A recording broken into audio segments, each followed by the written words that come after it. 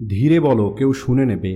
এই কথাটা আমরা প্রত্যেকেই কখনো না কখনো শুনেছি, আর আমরাও এই কথাটা কখনো না কখনো বলেছি। কিন্তু এখন প্রশ্ন হলো, এই কথাটা কখন আমরা বলি আর কখন এই কথাটা আমরা শুনতে পাই?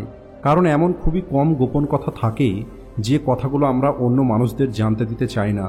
বেশিরভাগ ক্ষেত্রে আমাদের পরিবারের অশান্তির কারণ আমরা নিজেই হই, আর আমরা সেটা বুঝতে পারি অথবা না পারি, এটাই হলো সত্যি।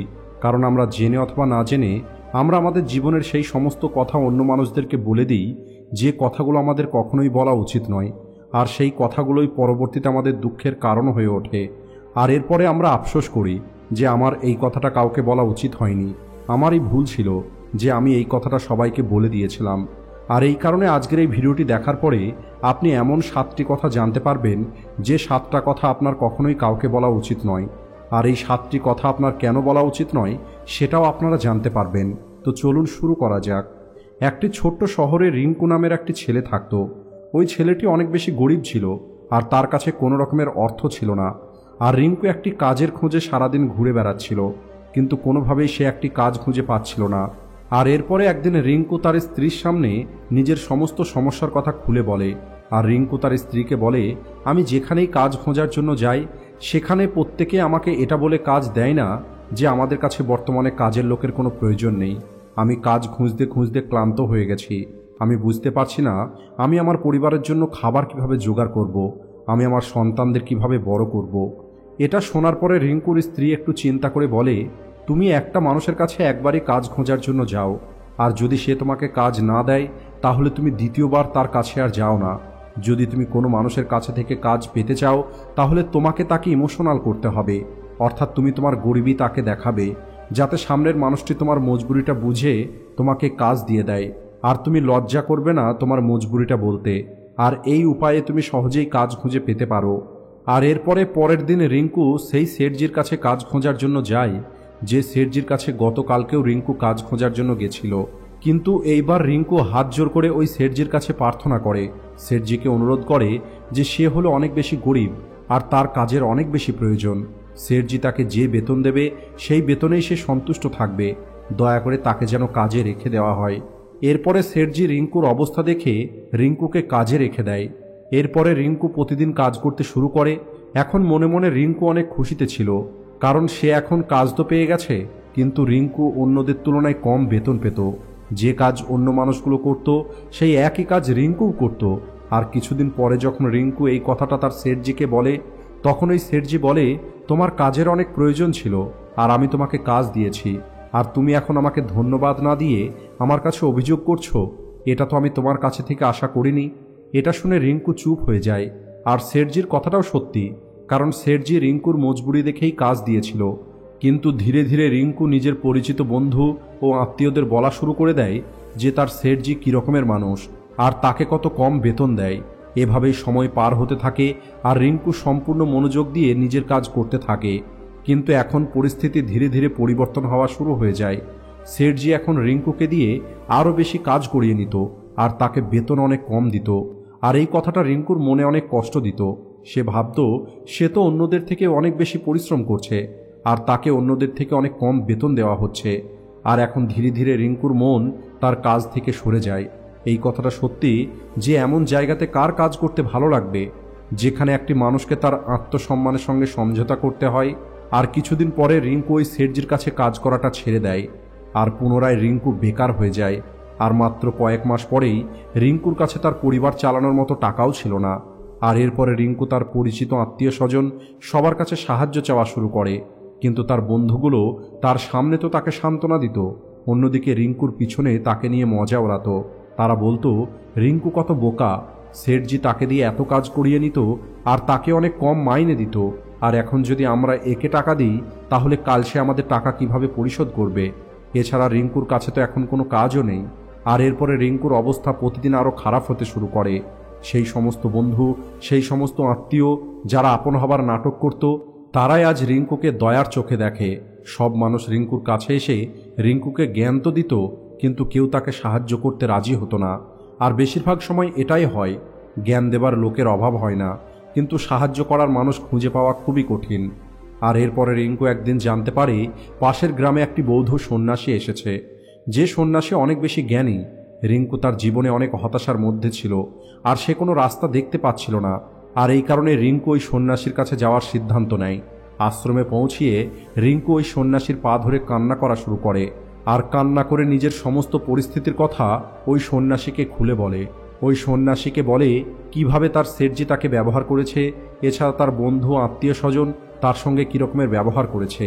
এই সমস্ত কথা ওই সন্ন্যাসী শোনার পরে রিঙ্কুকে চুপ করিয়ে বলে, তোমার জীবনের সমস্ত সমস্যা তোমার বুদ্ধিহীনতা এবং তোমার মূর্খতার কারণেই তৈরি হয়েছে। যদি তোমার মধ্যে বুদ্ধি থাকতো তাহলে এর মধ্যে একটা সমস্যাও তোমার জীবনে থাকতো না, কিন্তু তুমি তোমার বোকামির কারণে তুমি তোমার রাস্তাতে কাঁটা বিছিয়ে রেখেছো। আজ আমি তোমাকে এমন 7টি কথা বলবো যে 7টি কথা ভুল করেও তুমি কখনোই কাউকে বলবে না। আর এই 7টি কথাকে অনুসরণ করলে তুমি তোমার বাইরে থেকে আসা দুঃখগুলোকে দূর করতে পারবে। প্রথম যে কথাটা তুমি কখনোই কাউকে বলবে না সেটা হলো নিজের মজবুরির কথা। নিজের মজবুরি দেখিয়ে অন্য মানুষের দয়ার পাত্র হয়ে তার কাছ থেকে সাহায্য নেওয়ার ভুল কখনোই করবেন না। হতে পারে সামনের মানুষটি আজ আপনার মজবুরি দেখে আপনাকে সাহায্য করে দেবে, কিন্তু পরে সে আপনাকে ব্যবহার করবে। আর যদি সে আপনাকে ব্যবহার করতে না পারে তাহলে অন্য মানুষের সামনে আপনাকে ছোট করবে। আর এই কারণেই কখনোই নিজের মজবুরির কথা কাউকে বলবেন না। যদি আপনার বাড়িতে কেবল 2টো শুকনো রুটি পড়ে থাকে তাহলে সেটা খেয়েই ঘুমিয়ে পড়বেন, কিন্তু অন্য মানুষ যেন সেটা জানতে না পারে। আপনি একবার নিজেই চিন্তা করে দেখুন, একটি মানুষের কি প্রয়োজন নিজের মজবুরির কথা বলার? হয় সে সামনের মানুষের কাছে থেকে সহানুভূতি পেতে চায়, অথবা সামনের মানুষের কাছে কোনো আর্থিক সাহায্য চায়।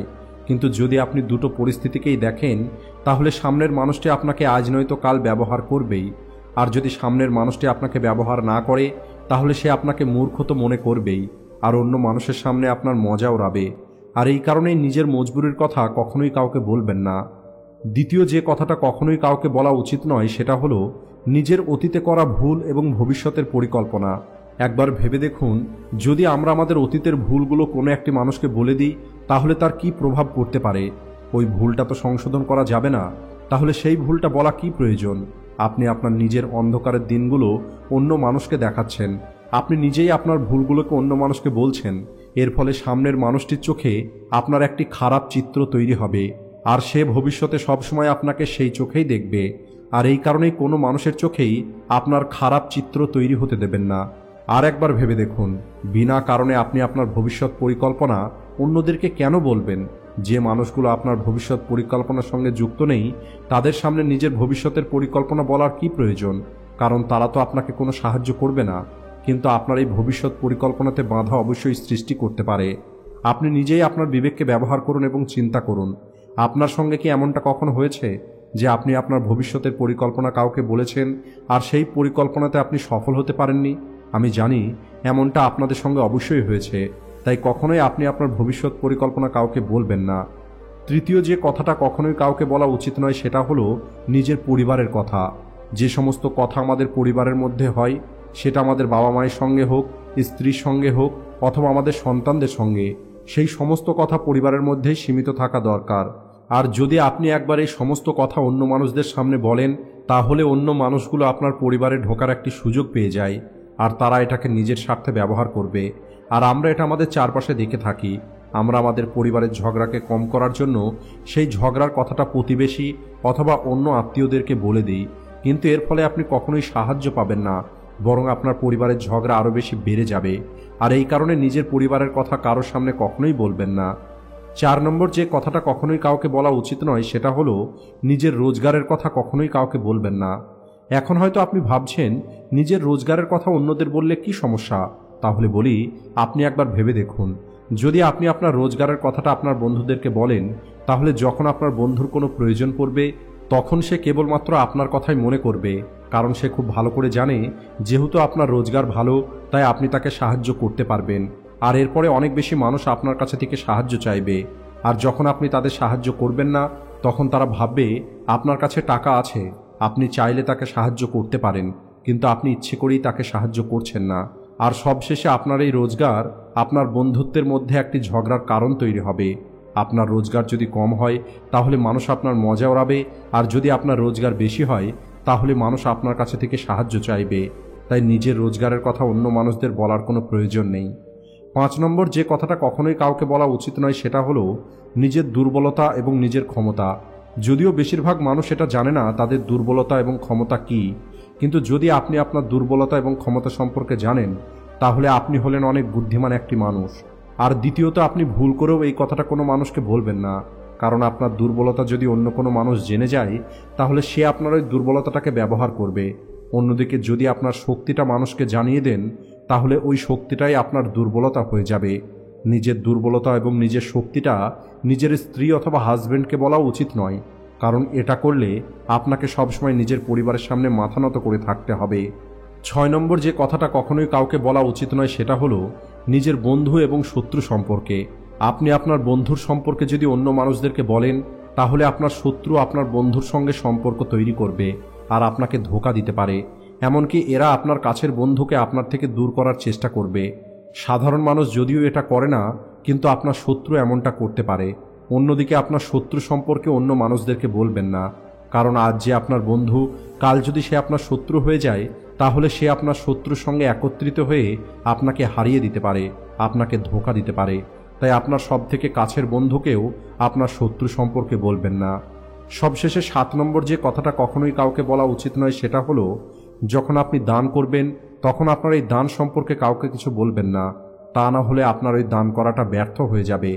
যখন আপনি আপনার দানের কথা বলে বেড়ান তখন আপনি এটা দেখান যে আমি কত বড় দানী, আর এটা আপনার ভিতরে একটি অহংকার তৈরি করবে। আর এই কারণেই দান সবসময় গোপনেই করবেন।